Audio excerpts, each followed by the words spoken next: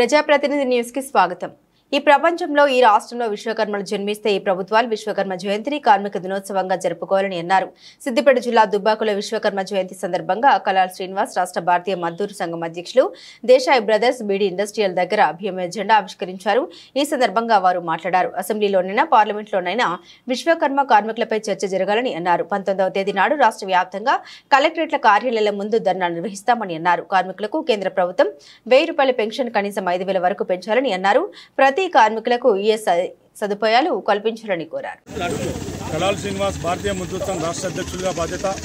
ఈ రోజున విశ్వకర్మ జయంతి దేశంలోని ఈ ప్రపంచంలో విశ్వకర్ముడు భారతదేశంలో పుట్టినా కూడా ఈ యొక్క ప్రభుత్వాలు విశ్వకర్మ రోజునే కార్మిక దినోత్సవం జరుపుకోవాలని చెప్పి భారతీయ మజ్దూర్ సంఘ్ 1955 నుండి ఇప్పటి వరకు కూడా విశ్వకర్మ జయంతి రోజునే కార్మిక దినోత్సవం జరుపుతూ వస్తుంది।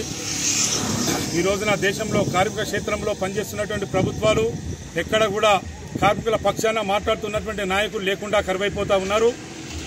ముఖ్యంగా పార్లమెంట్లో కావచ్చు, అసెంబ్లీలో కావచ్చు, పేదరికము కార్మికుల నిర్మూలన అనే అంశాలపైన ప్రత్యేకమైనటువంటి చర్చ జరగాలని చెప్పి భారతీయ మజ్దూర్ సంఘ్ డిమాండ్ చేస్తా ఉంది। ముఖ్యంగా రేపు ఎల్లుండి 19వ తారీఖు నాడు దేశవ్యాప్తంగా అన్ని కలెక్టరేట్ల ముందు, ప్రొవిడెంట్ ఫండ్ అధికారుల కార్యాలయం ముందు ధర్నాలు చేపడతా పోతా ఉన్నాం।